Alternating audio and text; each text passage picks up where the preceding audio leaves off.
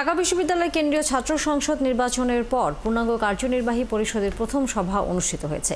এতে আগামী 1 বছরের জন্য প্রতিনিধিদের কী ভূমিকা হবে তা নিয়ে পরিকল্পনা নেওয়ার সিদ্ধান্ত হয়েছে।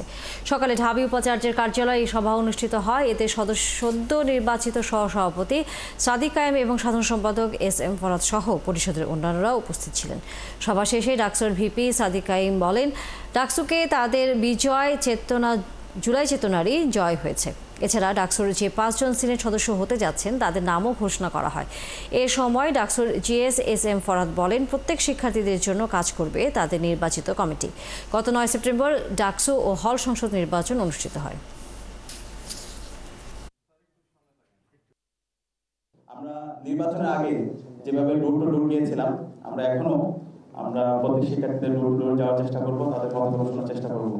আর আমাদের সম্পাদক যারাই আছেন তারা ইতিমধ্যে এক্সিকিউটিভ প্ল্যান নিয়েছেন।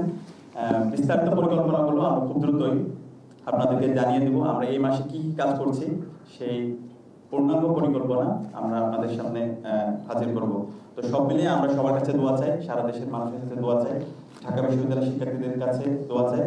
আমরা আশা করছি আমরা যে কমিটমেন্টগুলো দিয়েছি প্রত্যেকটা কমিটমেন্টে আমরা বাস্তবায়ন করবো ইনশাআল্লাহ, এবং এর মাধ্যমে জুলাইয়ের শহীদের আকাঙ্ক্ষা বাস্তবায়ন হবে, আমাদের শিক্ষার্থীদের যে প্রত্যাশা সেটা বাস্তবায়ন হবে। সবাইকে অসংখ্য ধন্যবাদ। বিশ্ববিদ্যালয়ে যখন একজন শিক্ষার্থী থাকেন, তিনি কোন মতের, কোন রাজনৈতিক দলের, কোন চিন্তার, এটা কখনোই ফ্যাক্টর না।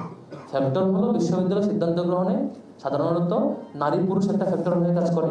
ধরেন যে ছাত্রীদের হলের এক ধরনের কিছু নীতিমালা ফেস করতে হয়, ছাত্র হলে এক ধরনের কিছু, বা ছাত্রীদের কমন রুম এই কেন্দ্রের কিছু বিষয় থাকে, ছেলেদের আবার আলাদা কিছু বিষয় থাকে। এখানে এই ছাত্র বা ছাত্রী এটা একটা বড় ইস্যু।